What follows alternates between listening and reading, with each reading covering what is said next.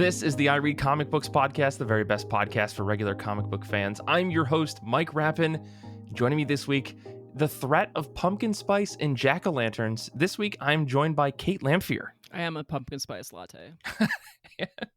I wasn't going to put names to anything, but we have a very special guest this week on the show, comic book creator CK Carpenter. Welcome to the show, CK. Thanks, and I'm glad you chose the pumpkin spice because I'm definitely the jack-o'-lantern. So. Okay, good. Whew, okay. Total relief. Well, thank you both for joining me. I have not been on this podcast, like live recording anything since end of August, and it feels very bizarre. I went all the way to Japan. I don't know if folks, if you've been following me on the internet, if you have, great. That's weird. But I went all the way to Japan. I was there for 3 weeks to celebrate my 5-year wedding anniversary. It was a great time. I was thinking back about 5 years prior when I was in Japan, and I was like brushing my teeth, getting ready to go to bed when I was there, listening to the episode that Paul and I can't remember who else was on the episode had recorded while I was there, which was a surprise because I didn't know what the episode was going to be about at all. And it turns out it was about Mike Rapin, the swellest guy, which was a very, very nice thing. So I had fond memories of that. And then I went to 4 different Nintendo stores, 3 different Pokemon centers. Had a great time in Japan. But we're here to talk about comic books. And more importantly, we're here to talk about our special guest, CK. So before we get into that, I guess for the folks at home who may not know you, CK, could you tell us a little bit about yourself and what you do? Sure. So I'm CK Carpenter, and basically I started my comics writing career about 3 years ago. Started with a short comic in Scott Snyder Presents Tales from the Cloakroom Volume 1. Also ended up being a co-editor on that project. And now, since then, I've done several comic shorts in various anthologies. And now I'm doing my second editing project, which we'll get to, later in the show. But very excited for that. Yeah, I'm really excited to talk about it. But unfortunately, I do have 2 legally mandated questions that I have to ask on this show. And that is, how have you been? How have comic books been? So CK, let's start with you. You listen to the show. Maybe you know how we do these things. But tell us about what you've been reading recently. Sure. So first off, how have I been? I've been doing good. Had a little faux pas with my mailbox, and that was fun to figure out. And then beyond that, you know how Kickstarters go. You get pretty drained and ebbs and flows, checking Kickstarter every hour to see if you gained at least $1. You know how it goes. So that's what I've been up to. As far as comic books go, comic books have been really good to me lately. I had a slump there for a while where I was not feeling it and not finding some good stuff, and we're just pretty average. But now I'm finding some really great reads. And one of the top reads I like to talk about is the Ex-Wives of Frankenstein. So this is by Richard Fairgray, who actually has a short in our anthology, Unseen and Heard, that we'll, again, talk about later.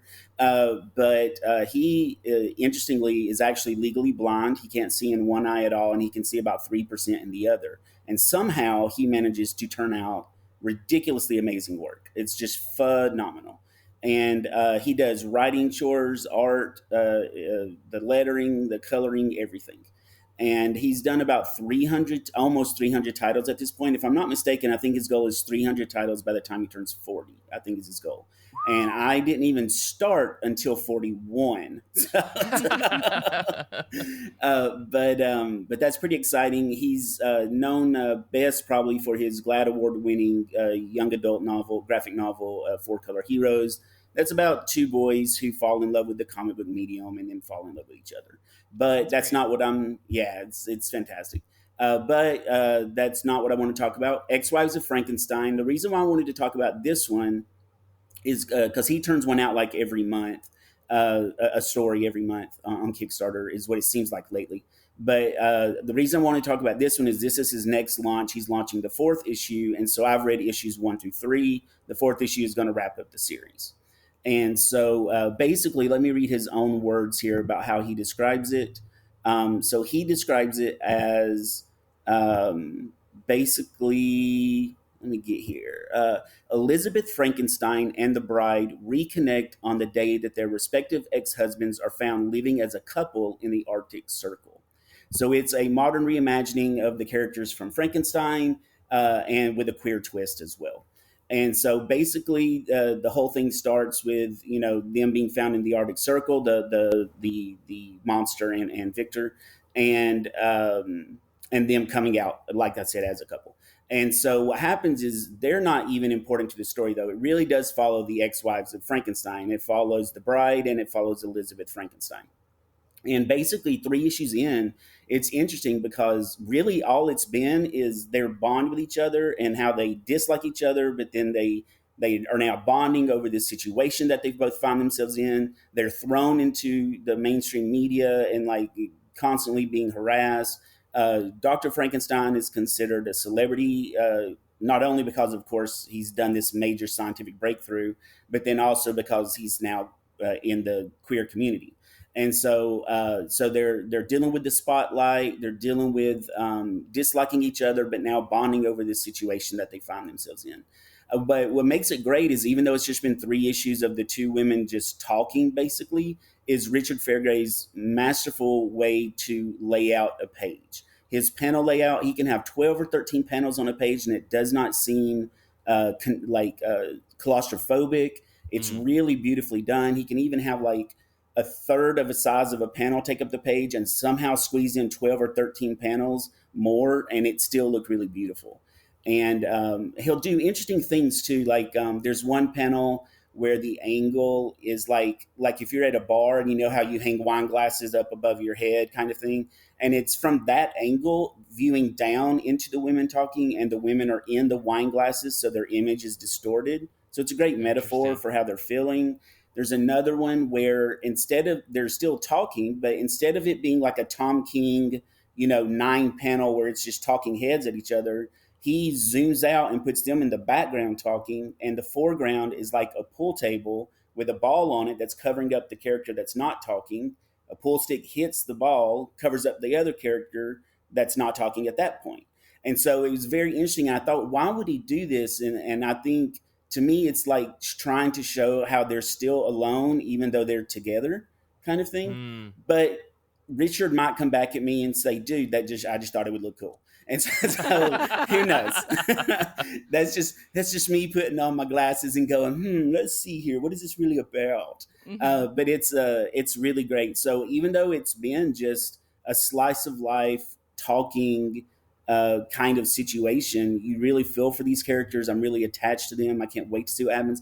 And the men haven't appeared at all. It really has been focused on the women, because you can name something Ex-Wives of Frankenstein, and next thing you know, 3/4 of it is just the male characters, and their perspective and things like that. And so he's really done a remarkable thing with this project. I'm very excited for issue 4. Nice. This is totally. I'd seen this book. Sorry, I have too many thoughts about this. First off, this sounds incredible. I think I'd seen this like in the footer of a Kickstarter email. Like, you might also like this, right? Just because I get nonstop Kickstarter emails because I'm crazy. But the thing that's interesting is this project name is Blastosaurus. I feel like years and years and years ago, I think I may have interacted with Richard at some point about a book that he did called Blastosaurus. Like, I'm gonna have to dig into this because I think at one point we were trying to make something work and it just fell through. It never happened. But that it's great to see this name after so many, like literally a decade ago, still churning out comics, getting things out. So that's fantastic. But yeah, this looks really cool. You've sold me. You sold me, CK. Maybe I'll have to get all 4 in the next Kickstarter when it comes out. Absolutely.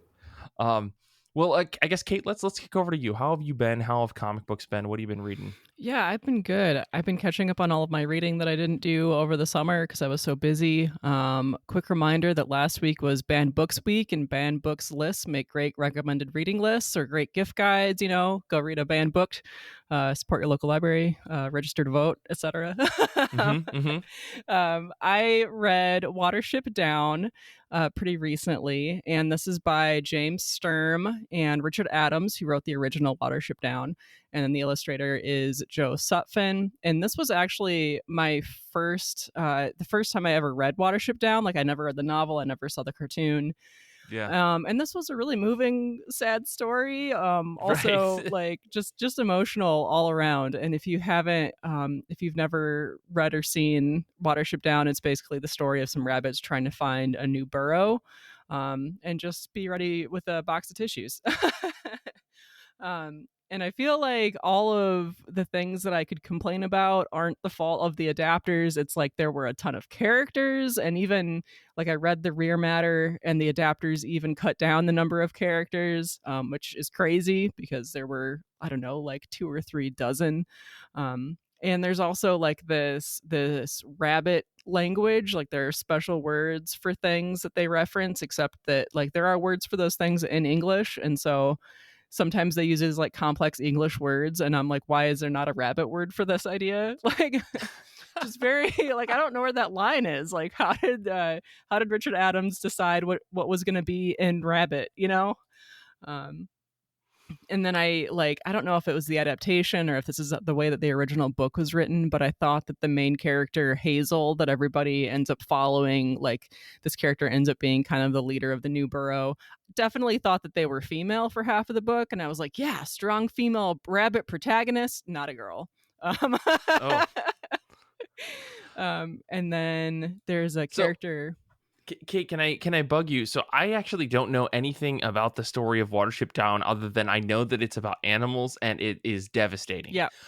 Is there a way you could give us a quick synopsis at all from maybe those people at home who are like me? I mean, so Hazel, which is kind of like the leader of this new group, has this disagreement with the leader of the previous borough because his brother can see visions and knows that something bad is going to happen to this old borough. And so apparently seeing visions is a thing that some rabbits can do. So Hazel is like, I believe my brother, obviously. And then there are other people in the borough that are like, we know that this is a thing that some rabbits can do, and they're always right. So we also believe in this brother. And so Hazel and the brother get like a dozen people or rabbits, or probably more than a dozen in the original book, that all leave this borough. And of course, something bad does happen to that original borough, you find out later. And so this new group of rabbits is like trying to figure out how to like cross a river, which is very scary because they can't swim. They figure out what boats are, basically, or bridges. They discover bridges, and they have to run from like hawks and foxes and humans and dogs. They have to they think that they find a place that they can settle, and it turns out that that's the territory of a different rabbit burrow, and they're very territorial. So then they get in fights with these other rabbits, and it's there's a lot of difficulty for these rabbits in the world. Yeah, I was gonna say it's hard for a rabbit. It sounds like. Yeah. And it makes me feel bad that I'm like, if there's a rabbit in my garden, I'm like, go away. Now I'm like, no, come back. You can live here. It's safe. But the adaptation of this book, at least, is absolutely gorgeous. Like it's all, I think it's all watercolors. The artist did like a really good job at making these rabbits all distinct, which is, it's gotta have been difficult. Like there are so many characters in this book. They did like have the wisdom of I think there's a character named like Dandelion. That character is very yellow, like their fur is very yellow. Or like there's this character called Bigwig, and they kind of like protect the rest of the characters. They're like the guard, I guess, the warrior, and they have like a mohawk. I was gonna say, did they have a big wig? Because they have to, right? So very well planned adaptation, and of course the landscapes are like beautiful, and I just wanted to like sit there and look at these landscapes that show like when the rabbits are on the top of the hill and they're looking out over all these fields and all of these hills and sunsets and everything, just like very immersive. Like I could like feel like the wind, you know. And I was trying to remember where I'd heard about this before, because I didn't find this on my own. Like it's been on my to read list, and it turns out that when Ed Brubaker was on the show, they talked about this book and like said very nice things that were all well deserved. And when I went to rate this on Goodreads, there's actually like a 4.43 rating on Goodreads out of 5.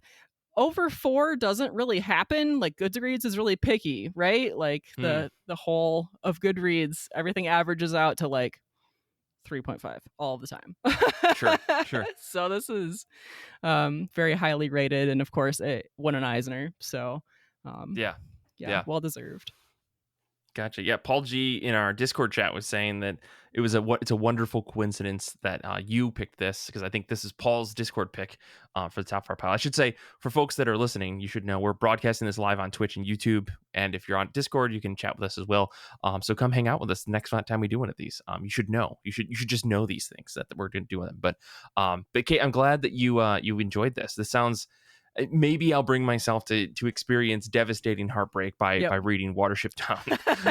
If it's that beautiful. Yep. I also had to return this to my library before the like 3 times automatic renewal, and now I know why. Like, everybody wants to read it. Gotcha, for a good reason. Well, they all paid attention to the Eisner Awards, and they knew. They're like, I gotta read this book. Yep. Everybody in Kent County. Yep. Yeah, everyone in Kent County. It's got to make the rounds. Gotcha. Well, I guess for me, I could talk about a book as well. As I said, I was in Japan, and so I read a bunch of manga, and I got caught up on Ultimate Spider-Man, and that's all that I did. I read Dan to Dan, and I read Ultimate Spider-Man. That's pretty much it. And I got caught up on One Piece.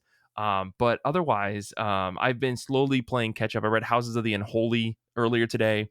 I read the 3 Pee Pee Poo Poo comics that I got that arrived in the mail while I was traveling. But I also read Wonder Woman Historia. I think this is also an Eisner Award-winning comic that came out. This is by Kelly Sue DeConnick.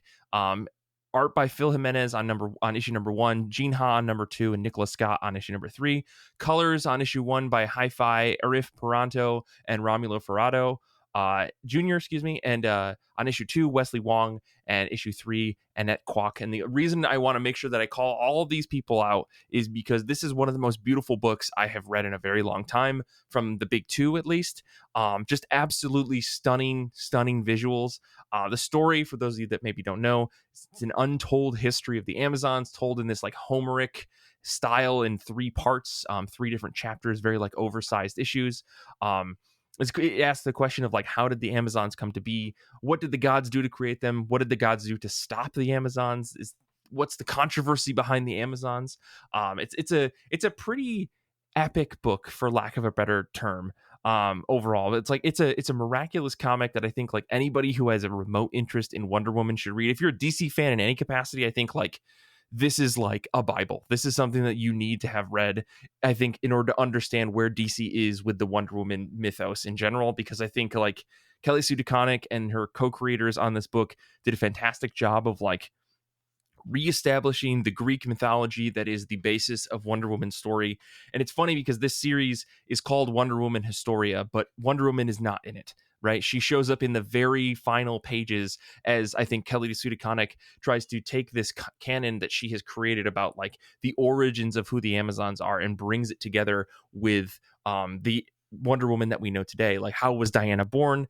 And ultimately, this book is like, it's devastating. It's beautiful. I mean, like Jimenez's issue that where he does the art, it's a brilliant like cacophony of color and artistry, like almost overwhelming and jarring at times. Like there's too much going on the page sometimes, but that is almost understandable because the story that Jimenez is telling with DeConnick is about the gods. It's about the world and the realm that they live in. So of course it's going to be overwhelming. It's going to be too much for a mortal to understand, right? Me, the reader, can barely put a finger on understanding what these gods are experiencing, right? And this is just what Jimenez draws in the issue.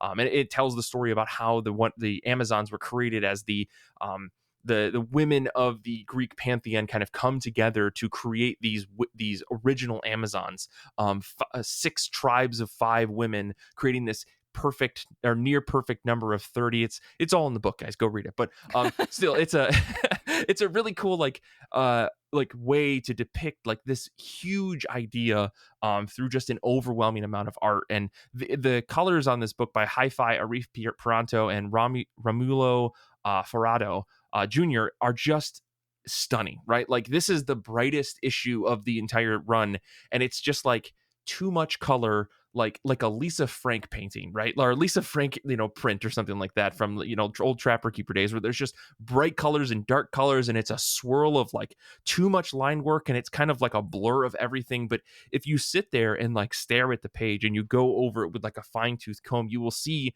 the extreme amount of detail that Jimenez puts into the page, it's almost to the book's detriment, right? Like it's almost too much, right? I was reading it on my big 24-inch monitor, right? Because I was using it on DC Infinite, and it was like I had to zoom in on every page to really see it, and the digital copy like does not do this book's art justice. So I ended up cracking open the hardcover that I bought a little while ago because I've been meaning to read this for forever. And even then, there's too much art on the page. I need an oversized, like 11 by 17, 2-page spread, like humongous copy of this book in order to fully view those pages. So great opening for the issue. Almost turned me off from the entire book though, because I was like, I can't follow what's going on. If this is how the whole book is going to be, I don't know if it's for me. But then we get to Gene Ha's issue. Gene Ha, totally different type of artist. The colors on this book are very dark, and Ha's art is very like precise and emotive, and like it's a total shift in order to tell the story of Wonder Woman's mother, Hippolyta, before she is Hippolyta that we know, I think, in the comics. And it's a very dark issue as you see like the travesty of man and what man has done to women on Earth, right? It's the whole reason these Amazons were created was because of the infliction of on women from men. And so we get to experience that through Hippolyta. And then the third issue done by Nicola Scott of Black Magic fame, of a bunch of other things. I know she's done the work at DC, but I know her from the Greg Rucka series. In full blasted color by Annette Kwok. It's unbelievably bright and interesting from start to finish, and tells like the ascending climax of the story about how these Amazons that were created in the first issue truly create the Amazonian people that we know in the comic books today, how they get to Themyscira, how Wonder Woman is born. We get all of that, as well as the big clash between the gods and the Amazons that I think have maybe over the years been hinted at in the Wonder Woman mythos. I'm not an expert, so I may be wrong, but I think it's fully fleshed out here in this issue. It's incredible. So I understand why this won awards, despite being a little off-putting maybe from the start, just from like this blast of art and color. DeConnick like doesn't shy away from her main point of this book, that men have and still have the upper hand in the world, but women will not be put in any place by anyone. I think there's maybe more to be broken out of that. I'm not a smart man, but I'm trying, I promise. But it's an incredible read. I was super sucked into this book by like the first 20 pages, right? I followed the story, and the through line in this book is incredible. Like the bluntness of the words that DeConnick puts to pages is amazing. And the final moments of this book were devastating, like totally broke my heart, and I absolutely loved it. Highly recommend. I get why this book won awards. And not only is it a damn good comic, it looks really good. It is like the full package of like, I would give this to anyone who has a remote interest in DC Comics and be like, this is going to blow your mind. Like this is one for the ages, I think. So yeah, Wonder Woman Historia, highly recommend it. So Mike, did you have a favorite of the three as you read them? I actually really like Gene Ha's issue. The second issue, I think, was maybe my favorite. It is the brutaler of the three, but I really liked the storyline of Hippolyta as she goes from, enslaved person to like this determined woman who refuses to not be acknowledged by the original Amazons. Like, an incredible story there. I am stunned by the cover of these books too. These are just gorgeous. Yeah. It's a good looking book. I'll tell you, like, again, it's got a lot at the beginning, but I promise it's worth it to read it all the way to the end. I definitely remember it being that first issue being very dense, and it was like, woo, there is so much going on here. I was so worried. Wonderful though. I was worried that that's how the whole book was going to be, because like Kelly Sue DeConnick is an incredible writer, but I wouldn't be surprised if she was like, I need to get every thought out about this into this 1 3-issue comic, and just having every single issue being like super dense, like operatic style storytelling. But it's only that first issue that I think is a little heavy, but after that, it really plays through like so butter smooth. So go out there and read. Danny in the chat is saying I only read Eisner award-winning comics now, and that's true. That's just who I am. The taste. I only listen to the Eisners. No other comic books are worth my time. That's not true. That's not true at all. But let's move on before I say more dumb shit and talk about comics that are on the top of our pile, comics that are new or old or just something you're trying to get off of your shelf. I want to shout out the folks that are hanging out with us live, specifically the folks on Discord, what they're reading. Danny is going to be reading the DC All-In Special #1. I don't even want to know what that's about. Brian's going to be reading Justice League versus Godzilla versus Kong, and Paul G is going to be reading the same book that Kait just read, which is Watership Down. I know the all-in special #1 is a thing. We can maybe talk about it in the post-credits, because I know that it's a whole event that's happening right now. But I think I'm going to kick things back over to you, CK. What is on the top of your pile this week? So a quick shout out, because technically what's next on my pile is to finish the last 3 issues of Rare Flavors, which is amazing, but we've talked about that or y'all have talked about that on the show before. Sure. So I'm going to move to something else. And when I put this on there, now I think Kait might have actually discussed this at one point, but we're going to discuss it again anyway, which is the charity comic anthology called When I Was Young. This was edited and curated by Michelle Abinader. It's a 2S LGBTQIA plus charity comic that all the proceeds went to the Trevor Project. And this was on Backer Kid a while back, and they did great. They ended up hitting like a $25,000 mark, and they already had like a $3,000 donation built into it. And so I don't know how much money they ended up giving to Trevor Project, but it had to be a good little chunk of change. So that's really impressive.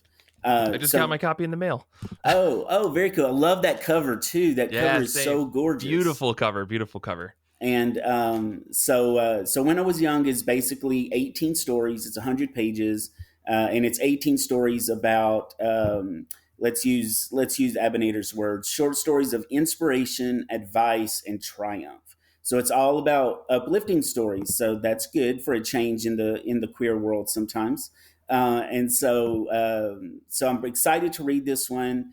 There are creators across the board, some you know well, like Christopher Cantwell, Heather Antos, Natasha Alterici.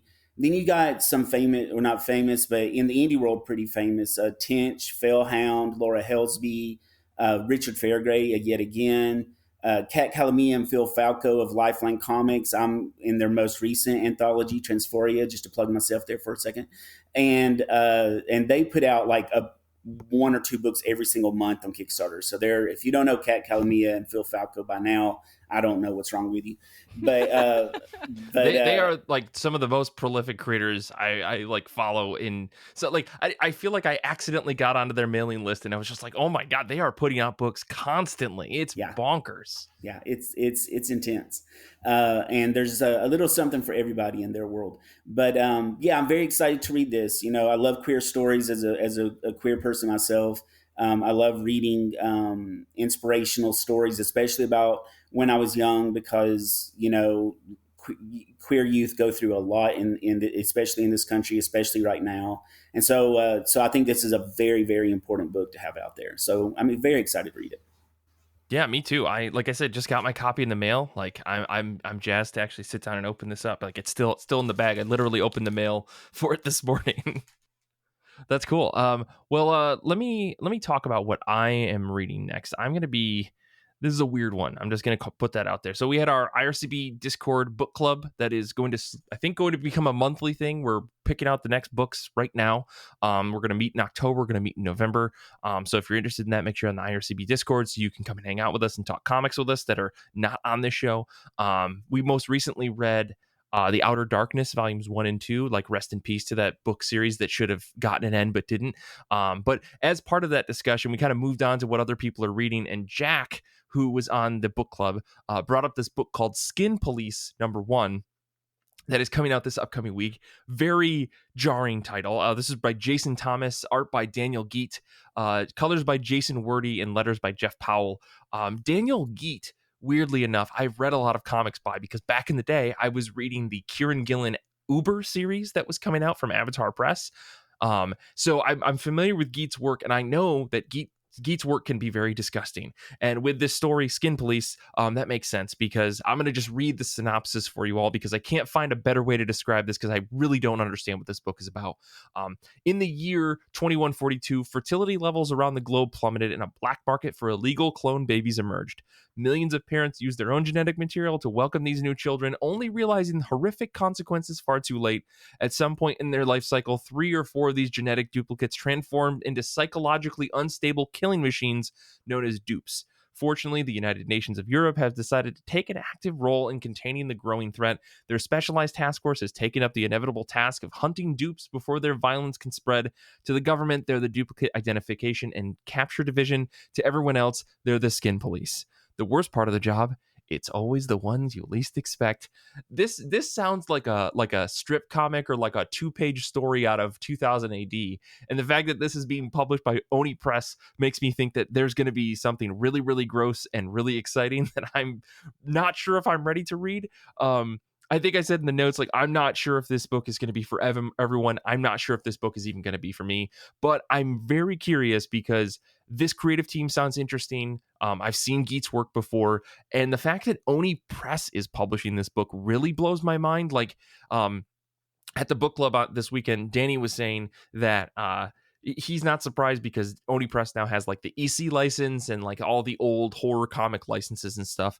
But I feel like Oni Press I know as the publisher of Scott Pilgrim, Sheets, the Tea Dragon Society, The Sixth Gun. Like, this book does not gel with that list. So I'm really curious to know like where Oni Press is going with their horror titles, and this seems like a perfect example of like how really weird and gross are they willing to go, because I would expect a book like this to be published at Dark Horse or Vault Comics, not at Oni Press. So very curious to see how this plays out. I'm very curious to know how nasty this little book is going to get. So Skin Police #1.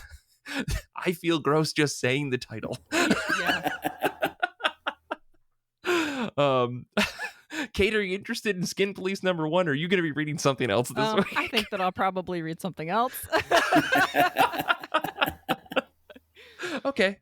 I actually found a book that is being released this week, October 1st. Most of the time, my picks for this section of the podcast are like library finds that are like 5+ years old, or things I backed in Kickstarter or something. Mm-hmm. But this book is called The Indigenous People's History of the United States, a graphic interpretation. This is based on the book, or adapted from the book, by Roxanne Dunbar Ortiz, and the adaptation is by Paul Pert Smith. And the book, and thus the adaptation, is it chronicles the history of Indigenous people through the United States, and it follows this 400-year history of how a population of 15 million Indigenous people led to a current population of only 3 million descendants. So I expect this to be a pretty sad history. And in researching this, I discovered that this book, the original book, is part of a series called Revisioning American History. And this is all by different authors. I think there are 6 of them, but it includes titles like A Queer History of the United States and A Disability History of the United States, and different like subcultures like that that have not been treated well. The graphic novel adaptation is being advertised as an accessible introduction to a complex history. So if this sounds like a lot to you, which it sounds like a lot to me, this might be the best starting point to get into the series. And yeah, I'm excited that I actually checked the new releases list, because this is definitely something that I'm interested in reading. Yeah, I mean, you paired this with oh man, what is the name of the Kill Christopher Columbus book? I mean, just hand this to anybody. I mean, but yeah, no, this sounds interesting. I didn't realize there was like a series of these. Yeah, me neither. I'd heard of the book, out. but I hadn't realized that it was part of a whole series. It totally makes sense to me, though. Oh, Brian in the chat is saying Earth Divers. That's what I was thinking. Yes, thank you. But yeah, no, good find, Kait. Yeah, the whole series sounds fantastic. Yeah, well, sure. I mean, not fantastic as in it's going to be a lighthearted read, but important, valuable. So, yes. Yeah, great. Well, I guess the last thing we want to do here today, I mean, CK, we brought you on the show for a reason, and that is to talk a little bit about this Kickstarter that you have currently running right now. Unseen, Unheard, Disability and Neurodivergence Comic Anthology. This is, you're one of the editors, as well as a bunch of other people on the show. Could you just, I guess, tell us a little bit about this anthology and what you guys have going on with it? Sure. So Unseen, Unheard is basically a 64-page anthology. It has 12 stories in it that run the gamut of genres. So you got horror, sci-fi, fantasy, slice of life, all kinds of things in there. And basically what it is I'm disabled. I've been disabled for 20 years. And when I came into the comics scene a couple years ago, I just noticed that there wasn't really a lot of disability representation out there, a lot of disability writers and artists out there, anything like that. And so I got to know Aubrey Lynn Jepson, one of the other editors on the project, through Scott Snyder Presents Tales from the Cloakroom Volume 1. We were both editors on that. And then, so we met in Scott's writing class. And then Anis Abdul Haq, the other editor, we became, who's Ringo nominated by now. Now, yay, good for them. They became a good friend of mine a couple years ago. And so I thought, if we're ready to do another anthology, a disabilities anthology and a neurodivergent anthology is the way I want to go. And so the three of us got together. We were all on board. We thought it sounded great. We wanted to bring together stories actually by disabled people and neurodivergent people. So we just put out an open submission call on Twitter, and it was like, hey, if you're interested in this, apply, open submission. We'll read your script, and then we're going to pick 64 pages worth of them and go from there. And so we had an amazing turnout. We have enough for at least a third of a volume 2 already, because we had to turn away some really great stories. So we're hoping this one funds and that we're able to do a volume 2.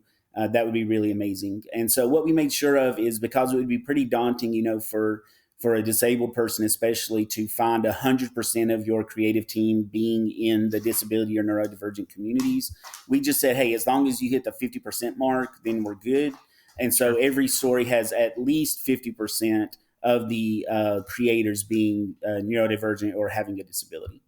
And so, we put together an amazing project. I'm, of course, biased, but I wouldn't say this about everything. I think we actually have an award-winning anthology on our hands here if we can get it in front of enough people. We're sitting at about 63% funded, I think, as of the last time I checked, which was right before the show started. And so, and sitting at 63% funding and about 270 backers. So, hey, it feels good to know that 270 people want to read these stories. They're so important. And everybody knows somebody who either has a disability or is neurodivergent. If you have never been disabled in your life, at some point, eventually in your life, you're going to probably have a disability for a little while at least. And so these stories, they really speak to people. And we have some sad stories in there, but we have some inspirational stories in there. We have some people that are just basically every story we just told them tackles some aspect of your disability or your neurodivergence. So, for instance, we have a fantasy story where it's all about ADHD and pattern recognition. And so, and that's by Aubrey Lynn Jepson. And so she just kind of touches on the aspect of neurodivergence. And then you have a story like mine that's just a flat out retelling of what I've been through the last 20 years, going from a really bad emotional state to acceptance. And so you have all kinds of stories in there. And we're just really, really excited to get it out there in front of people. Gotcha. And so as part of this Kickstarter, I guess, like, you guys decided on like 64 pages. I guess, where did you come down to with that mark? If you had, were you planning to like open things up to do like another one in the near future, or was like 64 pages like the goal from the start? Well, a lot of anthologies are about 120 pages. So we wanted to do that, honestly, from the beginning. Tales from the Cloakroom Volume 1 was about 120 pages almost. And the problem with that, though, is I'm the number cruncher in the group. And for the first time out the gate, because this one was under our name, we don't have the banner of Scott Snyder anymore, right? Because you're going to get funded if you put Scott Snyder in front of the name. So this one was more like a risk. And so we were like, okay, we've got to treat this like our first project. Realistically, how many backers can we get? And if we get that number of backers, what percentage are going to be physical versus digital, because that matters when you're looking at your bottom line. And so I took all of that into consideration, and we went from 120 down to 80 down to 64, and 64 seems to be the sweet spot. And so our goal is to do like at least 2 64 volumes if we can, and then maybe put it all together as one down the line or something like that. But right now, 64 pages sounds pretty good, because we turned away, I know, like 3 stories that we really, really wanted in there. So I was like, can we not just Now, being the number cruncher, I was like, can we not just extend it a little bit? And Ennis and Aubrey were bringing me down to earth and be like, no, you said 64 pages. We've got to stick to 64 pages. And so that's where we ended up. So Gotcha. And yeah, I guess as part of this, like, you're editing, you're contributing. How did you pick your story? Like, I know you said you've kind of discussed it a little bit already, but how did you pick your story? And do you think like editing the stories of others has affected like how you presented your story as part of this anthology? Sure. So my story's been kind of in the back of my brain for a while because I'm actually writing a graphic memoir right now about my disability. And so this is just a way to see what it would look like as 6 pages. And also we did make it clear, or I made it clear from the beginning, because it was kind of like my brainchild, and then Annis and Aubrey really helped me bring it to life, and I could not have done it without them. But it was my little nugget at first, and I told them, I said, look, if the 3 of us are going to submit stories, if they're not good enough, we're not putting them in the book. We don't get a pass just because we're the editors on the book. And Gotcha. so thankfully all 3 stories ended up being really great from the editors. And as far as how it affects things, I would say more than like the way I write stories doesn't really affect my editorial eye, but looking at the other stories and using my editorial eye on those definitely improved my own writing for my story, because I could see panel layouts a little differently.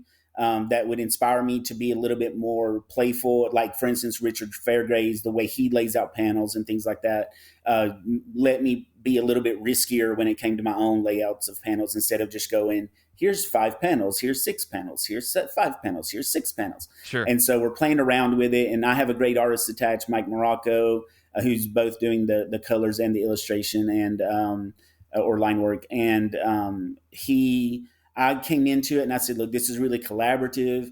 I have an idea of, like, when I'm really tired, putting chains on my feet or bricks on my feet, like dragging me along a little bit. And then he came back and was like, hey, why don't we do this instead? Because we can play with it a little bit more and it's a little bit more organic. And I was like, yeah, let's go for it. And so it's definitely been a real collaborative effort. And that's what we're emphasizing with everybody. Right now, what we did is we created a 3-story sampler packet that was complete stories that we paid for up front out of pocket. And then the rest we're funding if the Kickstarter gets funded. And so and every stretch goal that we hit is just more money in their pockets. We're not going to, like, this means you get a new sticker or this means you get a new that. We were like, no, this is all going to be money straight into the creator's pockets. So help us hit our goal and then help us get more money in for them. Trust me, the editors are not making any money off this. It's all going to the creators. Sure. Yeah. I think I got off track there, but no, that's great. I'm glad that you've listened to my complaints on the show over and over about extraneous stuff. It was definitely noted as I tried to come up with tiers and reward tiers and things like that. Sure, yeah. So, no, that's great. I not to say I have any influence on what you do. I just no, y'all really did. I listened to y'all, so y'all are my favorite podcast. So I make sure to listen to what y'all say. So you kill me. But no, it's been a great experience so far. And, like I was saying, right now we're at the stage where we've just given editorial feedback on all of the scripts. And so we've really tailored the scripts to where now, as soon as we get funded, we can just say, now go do your art and get to it and bring that back to us in a few months. And then after a few months of that, we'll get it printed and out. We're hoping for spring of 2025 to get it out into the world. So physically. Gotcha. And yeah, I know that, like, as part of the Kickstarter, you guys have a bunch of rewards and stuff that people can obviously opt into. They can choose to, update up their pledges and choose whatever. So for folks at home who are curious, like, what kind of offerings do you have on the Kickstarter? So my favorite is get drawn into the book. It's $150, but you get everything for it. So you get the bookmark that we're doing, which is very popular. I don't know why, but the bookmark is selling like hotcakes. You also get the art prints, the 3 set of art prints with it. So that's Skylar Patridge, Al Acevedo, and Arthur Cabezas on art for the covers. You get, of course, a physical copy of the book. So it's like all inclusive. So it's a really good deal. And you get to either be in my story or Aubrey's story, whether you want to go the fantasy route or the more realistic slice of life route.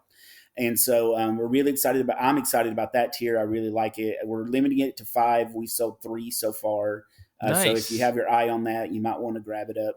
Other than that, like I said, you can buy just the 3 art prints on their own if you want to. If you're into art prints, I collect art prints a lot, so those are really cool to me. We are not doing stickers this time around. We went straight for bookmarks and art prints, which seem to be the most popular. And so we got bookmarks as an add-on. What's really cool that a lot of people are buying is we're offering a $6 digital bundle where you get 300 pages of comics that were either edited by the creative, the editors on the project, or actually written by us. So we actually have Ethris in there, which is the Ringo nominated book that Anis Abdul Haq and Dennis Menhir did. And so they got the rights back to that, right before the Kickstarter started. And we were like, yes, let's put that in there. Oh, and nice. So you get a Ringo nominated one. There's an Eisner nominated story in Tales from the Cloakroom Volume 1 that's in there. So you get 300 pages for $6. And a lot of people are taking us up on that offer. So. Yeah, that's the kind of thing that always sweetens the pot on a Kickstarter for me, because like in my head I'm like, oh, I'm getting more comics, or I'm getting more of this thing. Like I don't have to get a physical thing, right? Which is my complaint all the time. But like I can also like help support the book and bump that number up a little bit higher, because like I too jump onto Kickstarter and go, oh, how much closer are they? Like I've been the person that every once in a while is like, oh, they're very close, let me just bump up my pledge a little bit. I enjoy that. I think that's really cool, because I feel like I don't have a very strong creative bone in my body, but I can at least contribute a little extra money to something so that someone can create something, right? I very much exist in a Great Gatsby type world where I'm just the benefactor. That's the dream, is to be so rich that I could just be like, you there, artist, make something, and I don't have to just, here's money for it, like that's the dream. And not to get too into the weeds technical with all the finances and numbers and stuff, but when you're selling a digital book for $12 and the cost of the book is $22, if you're like to break even, then when you bump that up by buying a $6 digital bundle to $18, that's really helping us get closer and closer and closer to where we're actually making a profit off of a book, rather than being in such of a deficit. Because I'm like a lot of people, I mostly back digital because one, I just don't have the room for tons of books. But now that I've run a couple of Kickstarters myself, I'm like, oh, maybe I should start buying physical now, because I know that's really what they need. So right. I think that adding the digital bundle is really increases the value a lot. Like that's more than $6 worth of comics right there, and that's I've seen other Kickstarters do that, and man, yeah, that fills up my Google Drive really quickly. But it's also so much content for only $6 more or whatever it is. Yeah, we thought about doing it as stretch goals, because a lot of Kickstarters campaigns will do that. They'll be like, you'll get 3 more for the stretch goal. And I was like, what if we just made it up front and charged really cheap for it, and people are really taking us up on it. So that's really good. Yeah, and I have to wonder how much, like if you added up all of those number ones or volume ones that you're adding into that $6 bundle, like if people had backed those or bought those originally for full price of what they had originally been, like what is your savings basically, just by buying the bundle. Absolutely. The next step is for a stretch goal is to just get a recording of somebody doing like an old 90s style commercial. And for $19.95, you get these this whole stack of digital comics, right? But wait, there's more. But wait, there's more. Yeah. Oh man. That's the next Kickstarter is to get you film a video like that. It's just like, but wait, there's more, with terrible green screen behind it. Just lean into like the Tim and Ericness of it, right? And just like just to pitch people, that could be really fun. That'd be really fun. Let me know. I've got ideas for the next one. I could pitch them to you for free. Well, that's really cool, though. I'm glad to see the Kickstarter's going pretty well. I don't know how many you guys have. A couple weeks left on it, right? Yeah, I think 19 days. I think, yeah. Okay, very cool. But yeah, I mean, this sounds incredible. I'm very excited. I'm a supporter. I'll say that. I'll be open and honest to everybody. Very excited to read this book, and to support our friend CK here. But Kait, I don't know. Do you have any other last questions here? I guess before we wrap the episode up. Well, I wanted to know what else CK has worked on, but you've pretty much told us already. So that's it. I'm excited to read these stories, though. This is exciting. Thank Yeah, you. we'll have links to everything in the show notes for those of you that would be interested. Please go support our friend CK here. Everybody else who's working on the Kickstarter. This is like a really cool project, and I can't wait to see it made. So fingers crossed the rest of the Kickstarter goes well for you, CK. But for folks that are interested and maybe want to reach out to you or have any questions, where can they find you on the internet? So mostly, unfortunately, on Twitter. Sure. You can reach me at C_K_Carpenter, and you can just DM me on there if you want to. And then if you want to follow the project, you can just go, of course, and search for, on Kickstarter, search for Unseen Unheard. Will be the first thing that pops up. Or go to unseenunheardcomic.com. So either way. Awesome. Yeah, we'll put links to all that stuff in the show notes to make sure that folks can get access to it. But I guess to wrap things up, I want to say thank you, CK, for reaching out to us to make this episode happen. Thanks for coming to hang out with us on Twitch, and everybody who's live on Twitch with us, thank you for watching the show. Sorry for the technical difficulties. Live television, everybody. I don't know. Next, hopefully I'll be back to my regular self. Next week's episode is going to be really fun. We're going to have a special guest, Scoop McMahon, who's done a bunch of comic books. We met at C2E2. Paul and I did this past year. Is going to be a guest. So Zach and I are going to be talking to them. And I guess I'll say thank you to everybody watching live. If you're watching this on Twitch and YouTube, I hope it looks good. I don't know. I don't know how to wrap up this show, Kait. Thanks, Zander, for editing. I would say thank you to everyone else on the show. Thank you, CK, for being here. Thank you, Brian, for proof listening. Until next time, comics are good, and so are you.